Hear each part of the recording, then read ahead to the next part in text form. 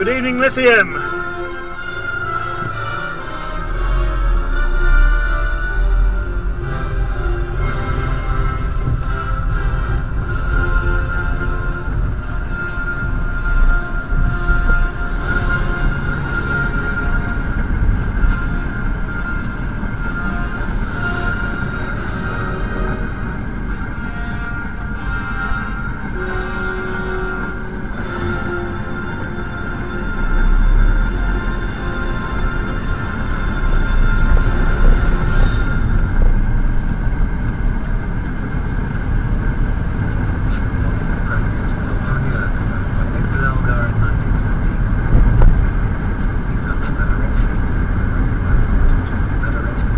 Going to make a slightly different journey tonight. Players within Royal Scottish National Orchestra conducted by Sarah Benedicts. Anyway, it's just a few minutes away to take us there. French music for flute and piano. This is a Morceau de Concours, Gabriel Fauré wrote in 1898. This is a sanctuary test piece at Paris Conservatoire. Turning exercise into poetry here, flautist Timothy Hutchins and pianist Janet Creaser Hutchins.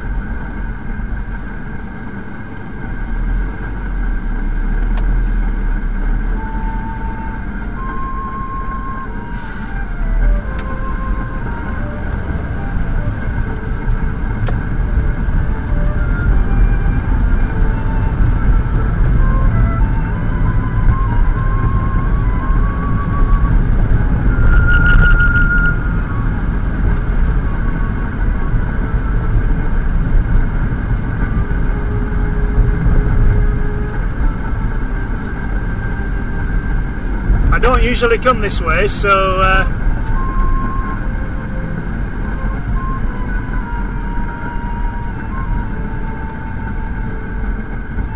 this is a bit of a new way.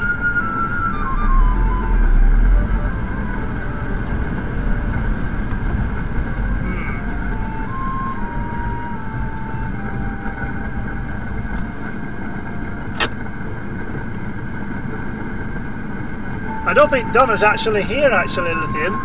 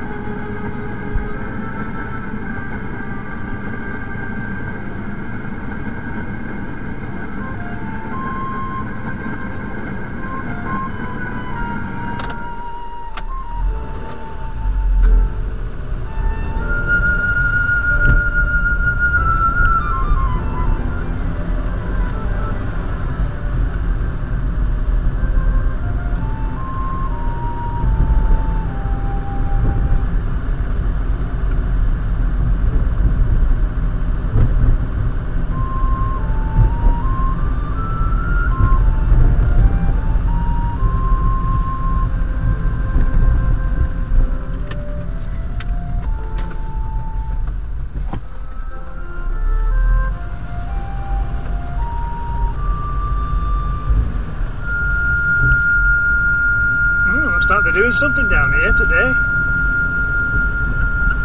The concert was fine. This is Albert Square, in front of the town hall. Pianist Janet Creaser Hutchins in the Morceau de Concours by Gabriel Fauré. Right, 3/4 of an hour this evening, the essay Ruth Bedell explores how people's feelings towards squirrels, both red and grey, have been shaped by biology, history and literature, and asks whether they're bushy-tailed friends or creatures of destruction. That's the essay Wild Things at 10:45 this evening. This is BBC Radio 3, it's now 10 o'clock. Time for Night Waves with Anne McElboy. Hi Donna. Thanks John. On tonight's programme, we're in the middle of Manchester at the moment. Captured on film. A farewell to Eve Arnold, the photographer who caught Marilyn Monroe and Margaret Thatcher off guard. And why do small birds and very large mammals enjoy the same sort of sounds?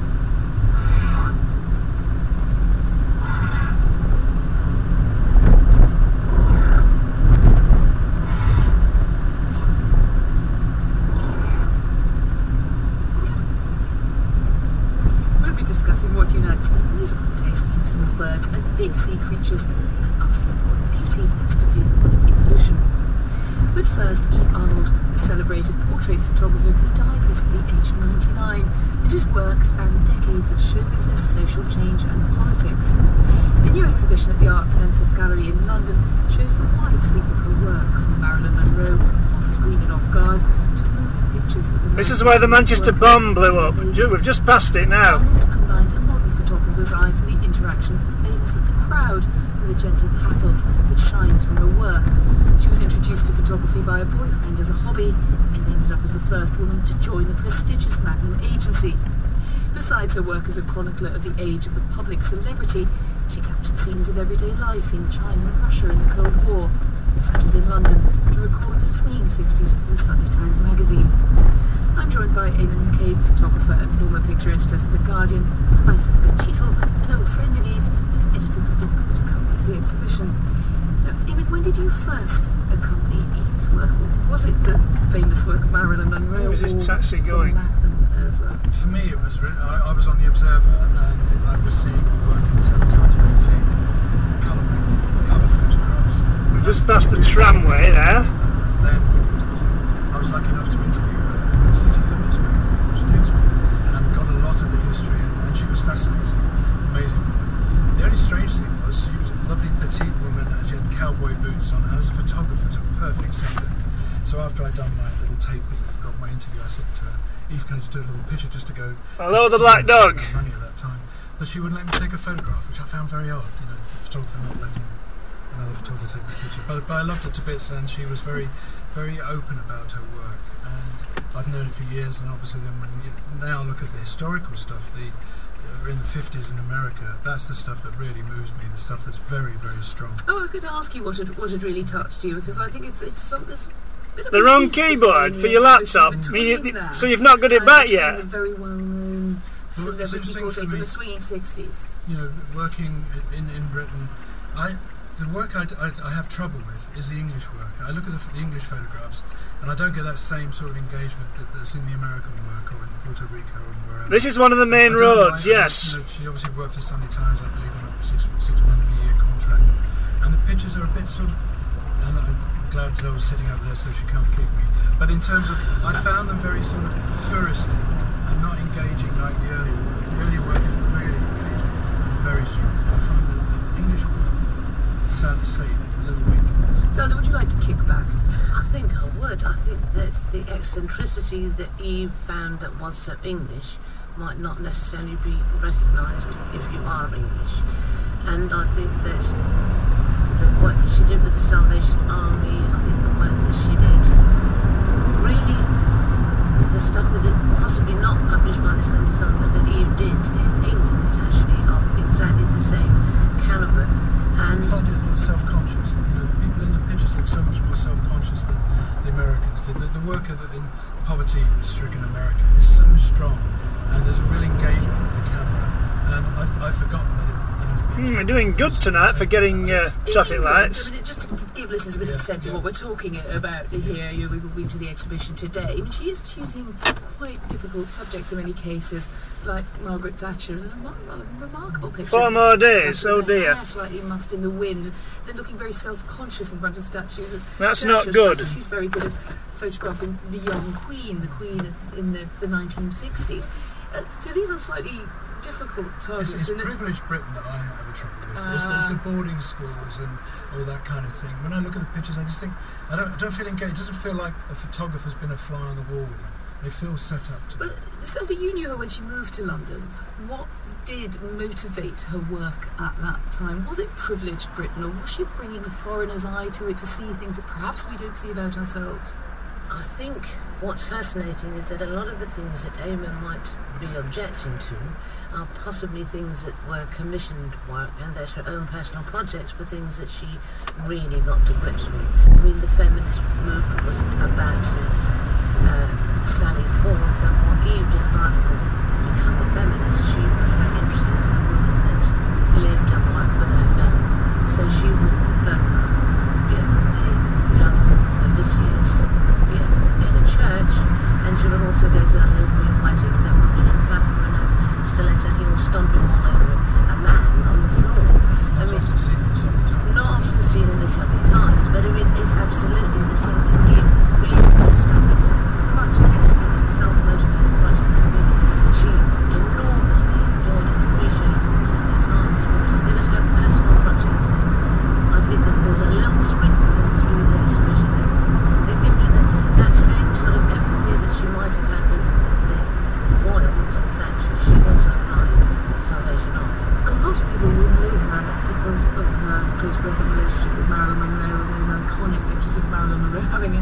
Fabulous pictures. Trust, all about trust. Yeah, tell us, as a practitioner, both photographer but someone who's edited pictures, I looked at them many, many times today and I just thought there is such intimacy there, but she doesn't know her that well. How does she then get that sense that she literally just walked into the room and happened to catch her doing something? Well, I think it was all about trust. There's warmth in those pictures. There's real sort of sharing.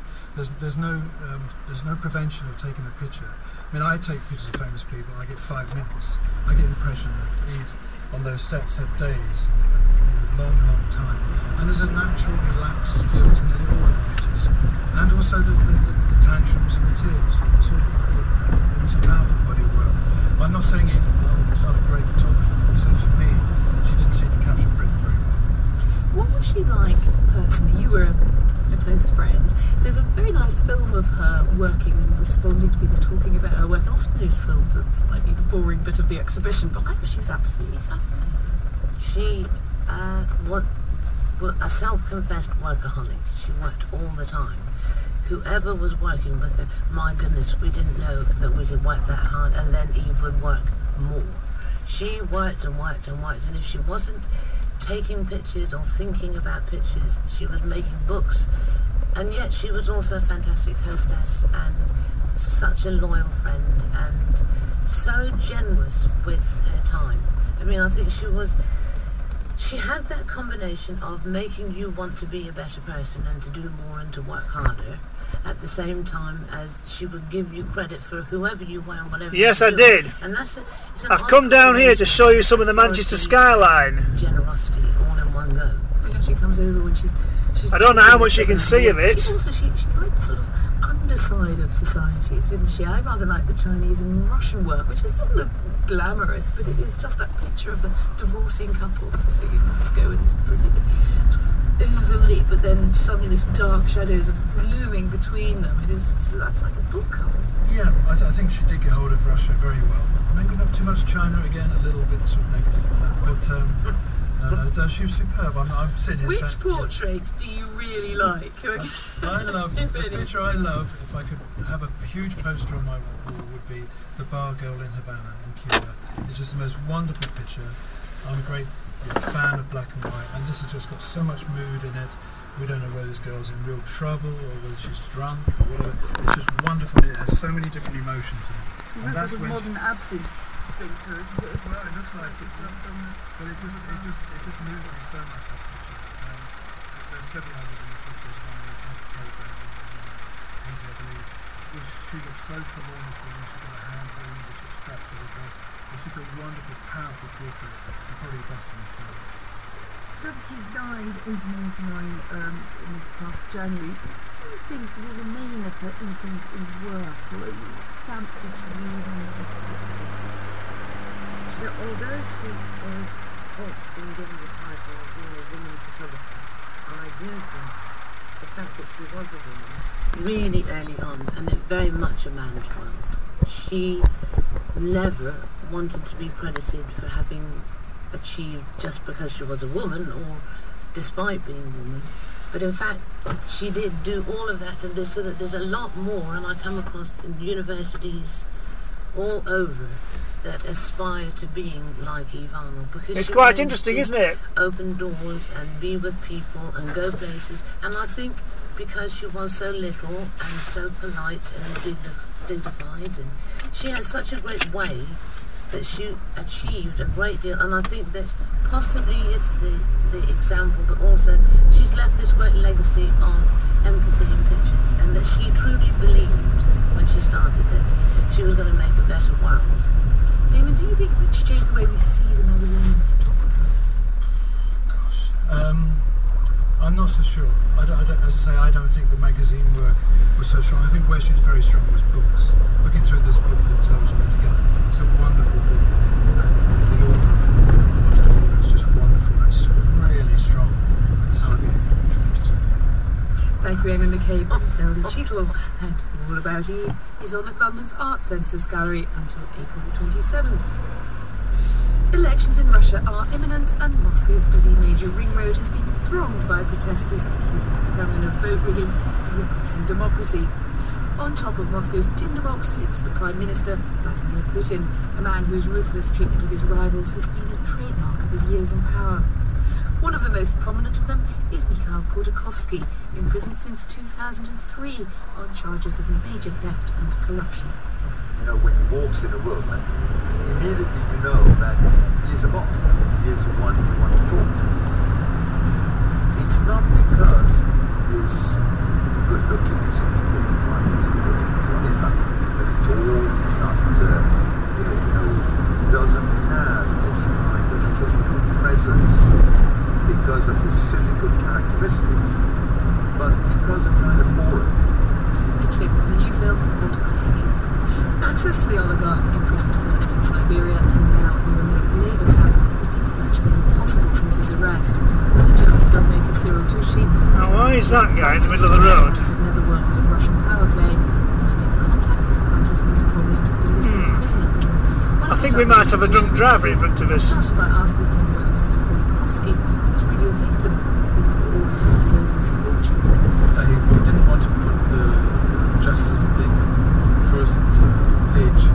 For me it was the human and the contradictory thing, because I do fiction usually, and I wanted to find out how a person with so much chess genius like Kasparov, so much thinking ahead, what mistake did he do to end up in prison and forever possible.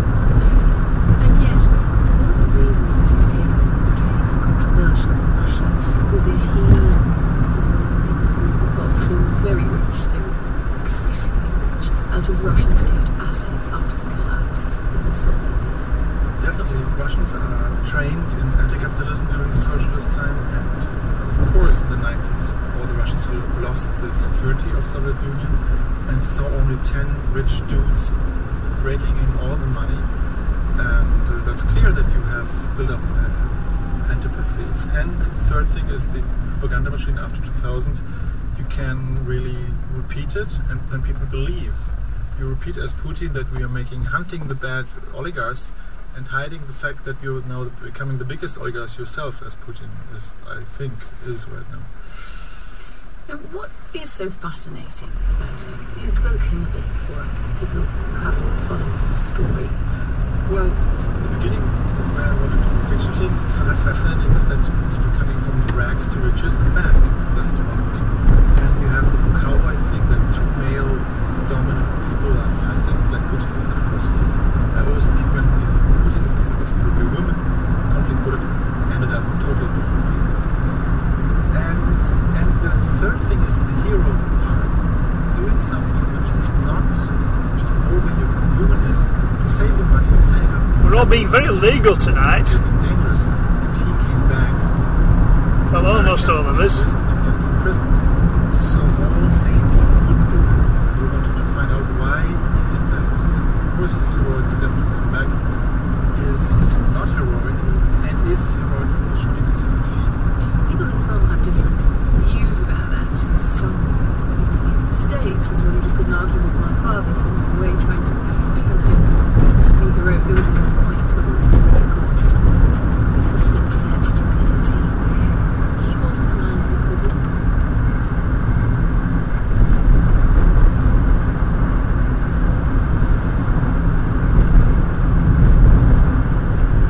Two more.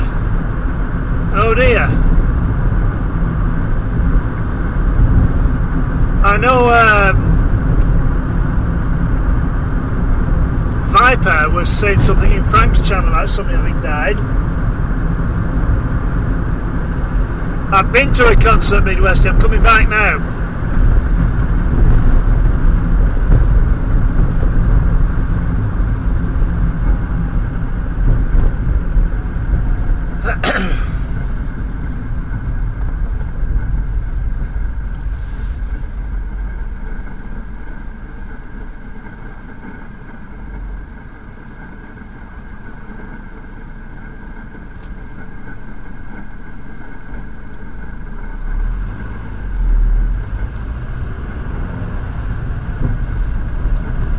The car in front of this white one has only got one headlight as well.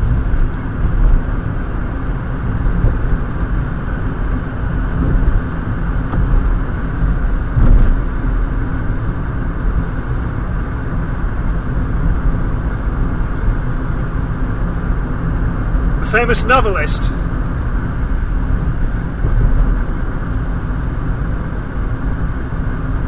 Italian concert singer. A singer died not too long ago, actually, another one. A soprano, I think she was. I can't remember her name though offhand.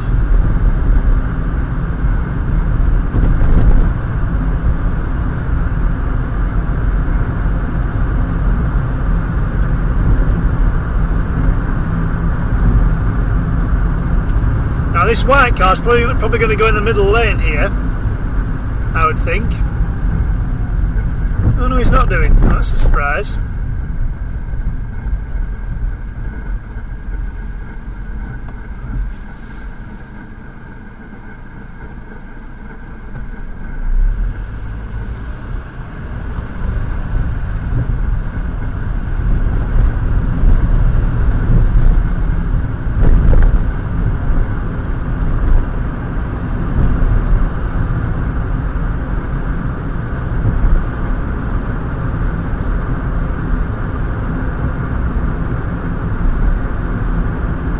We were brewing beer in Belgium before there was Belgium, right.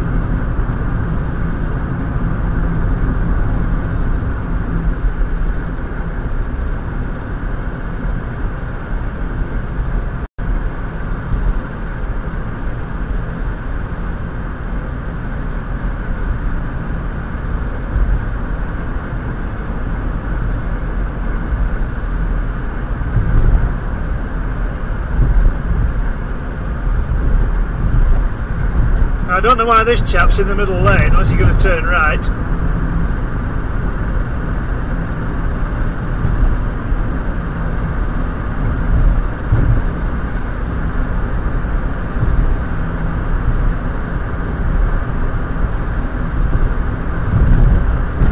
Because he should be in the same one that I'm in.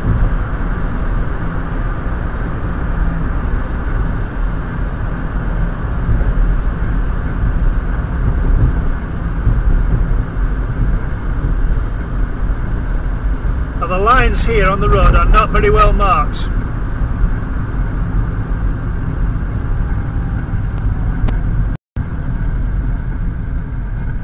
This middle lane is very short.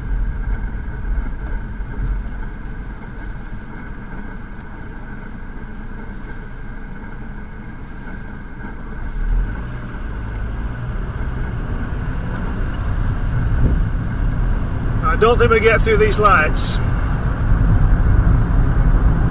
Oh, that's a bit. You see that taxi then?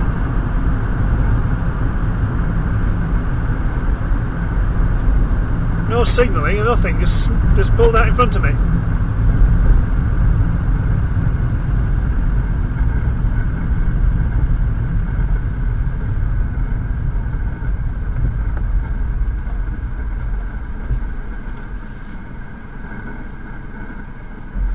P4576 pulls out without signalling.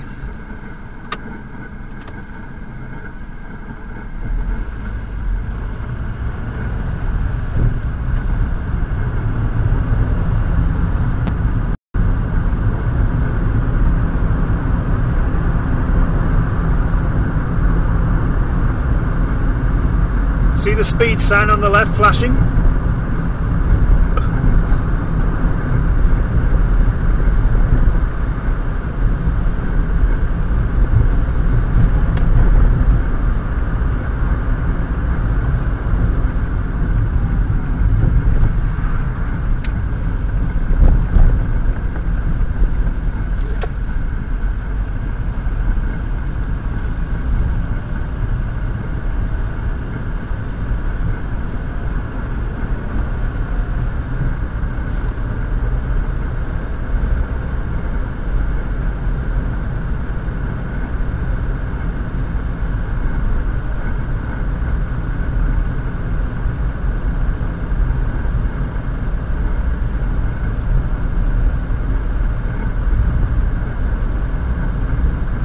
The concert, by the way, was a piece by Schubert finished by Luciano Berio, which is rather strange. Mozart's double piano concerto, and Beethoven's 8th Symphony, all of which were done very well.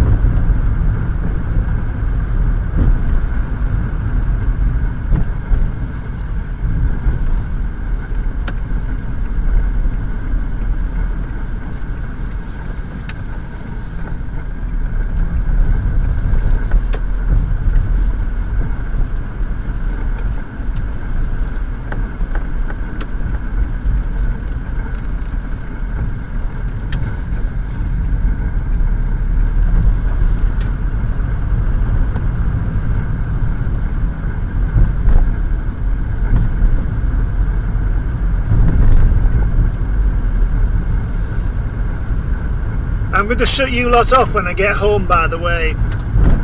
Shut you off completely. I'm not going to carry you in tonight. So, I think you might see me on the Nedra UK camera coming into interview in a moment or two, actually.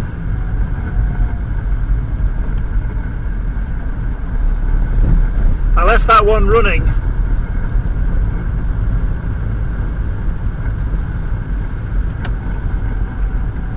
I don't know whether anybody's been there or not. I haven't looked.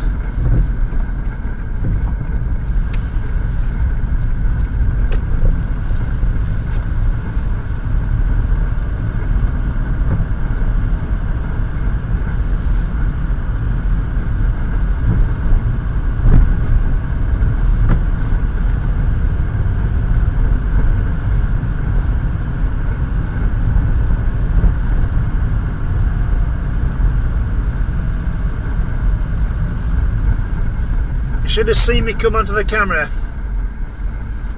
if there's no lag on it, that is.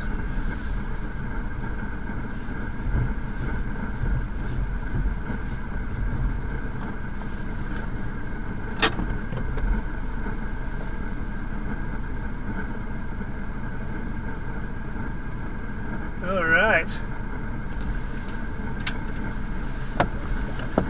Who's got a fire truck next to them? Hang on a minute, let's see what that says.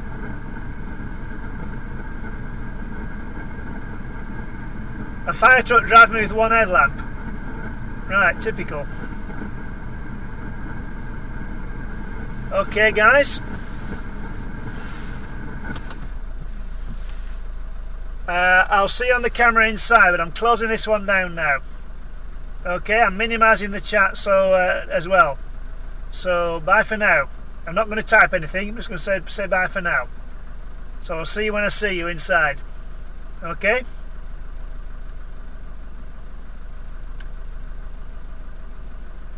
I've shut the chat down, now here goes the video.